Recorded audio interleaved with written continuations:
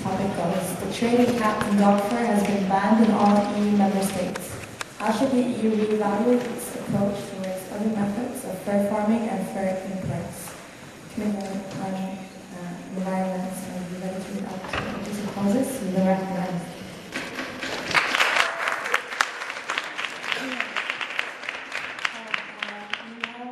There is an amendment has been made.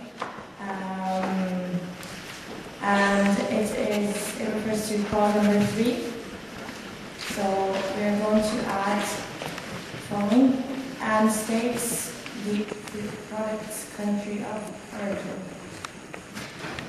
Okay, so it's clause 3 and states the product's country of origin.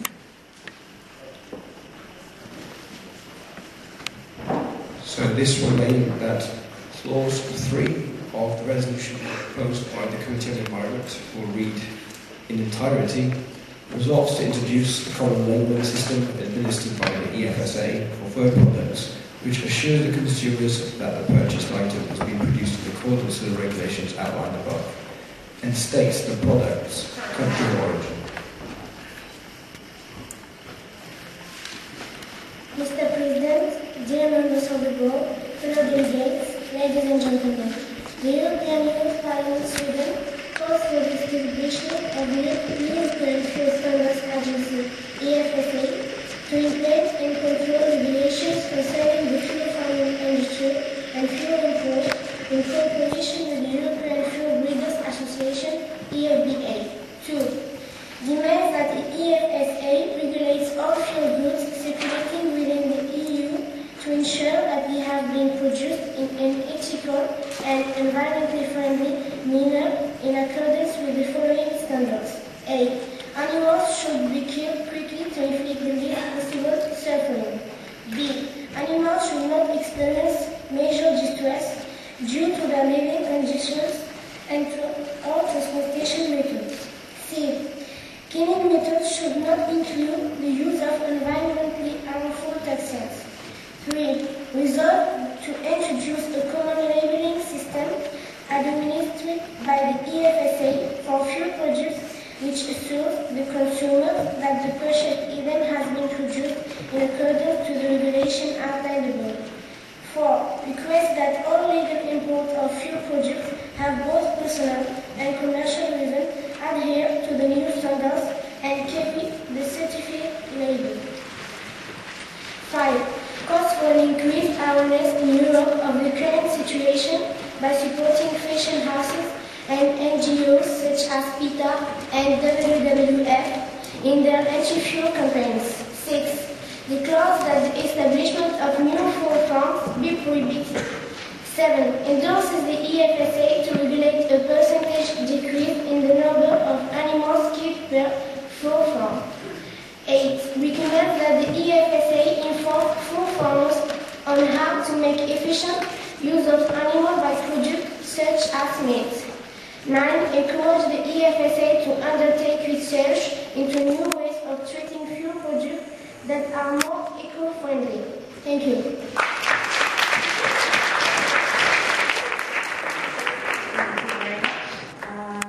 It's now time for the defense speech. Would the Committee on Environment like to lead out the defense speech? You will recognize your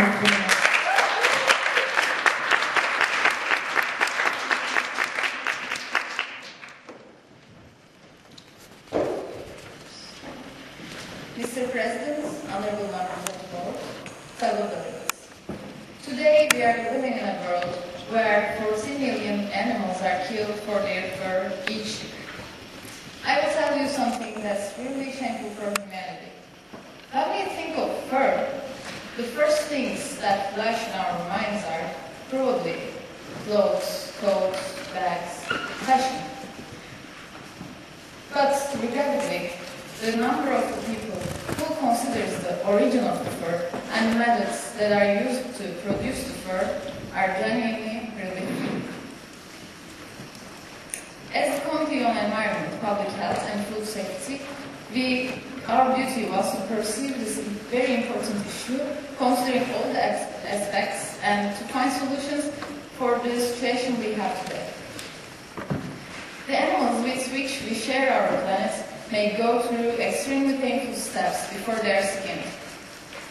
And due to the lack of a sufficient labeling system, we cannot even know if the fur we are buying is a fake one or a real one, which might have been produced without caring about both its harm to the environment and the welfare to the animals.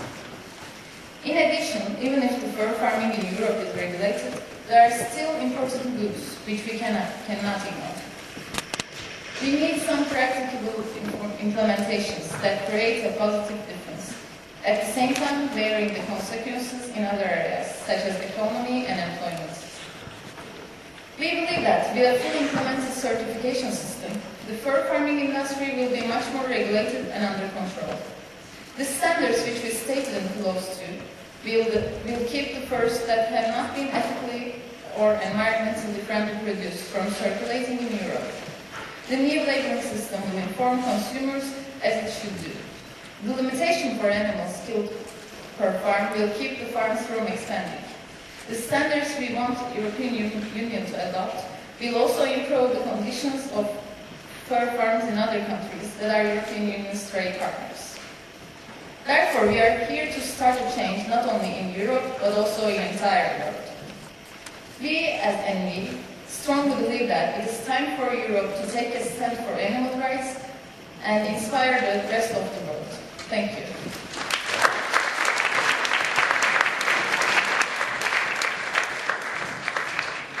Thank you very much. Would any committee like to attack the resolution? No one? Oh, there we go. We really recognize you have a few minutes.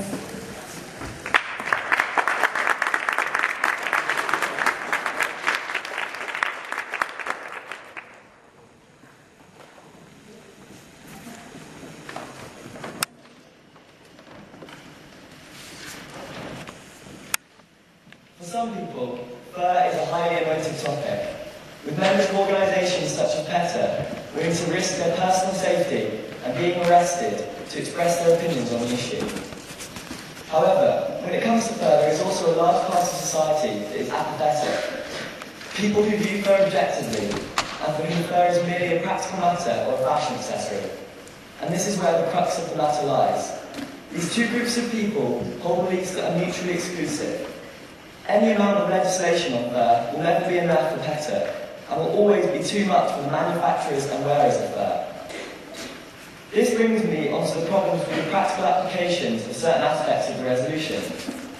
The resolution calls for support of anti-fur campaigns, but we have to question whether these campaigns will have any effect on those who either produce or wear fur, and may even serve to alienate them. These people who it is the most important to open a dialogue with over the ethics of fur. The resolution also calls for the establishment of new fur farms being prohibited, but again, I am concerned that this will have the opposite effect to what is intended by the previous clauses of the resolution. Prohibiting new fur farms risks pushing the industry underground and creating a black market culture surrounding fur trade, which would undermine the purpose of the proposed regulation by the new European Fur Standards Agency. So, while any steps towards limiting or banning the fur trade are welcome, the ideas presented in these resolutions are not the correct methods to achieve the desired effects. Thank you.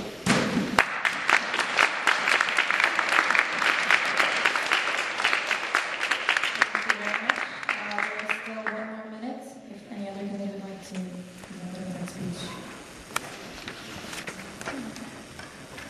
This is now 11.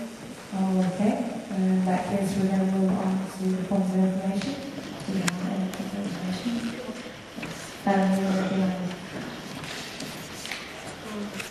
I'm sorry, could you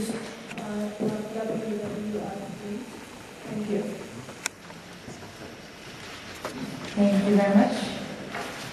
We have one.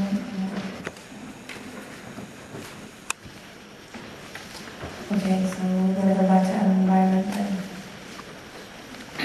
Well, is Wildlife Federation is a non-governmental and non-profit organization that fights for environmental and animals' rights.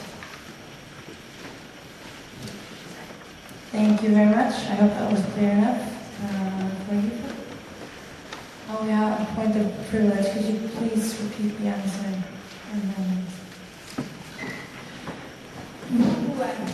WWF is World Wildlife Federation. It's a non-governmental and non-profit organization that fights for environment and animal rights.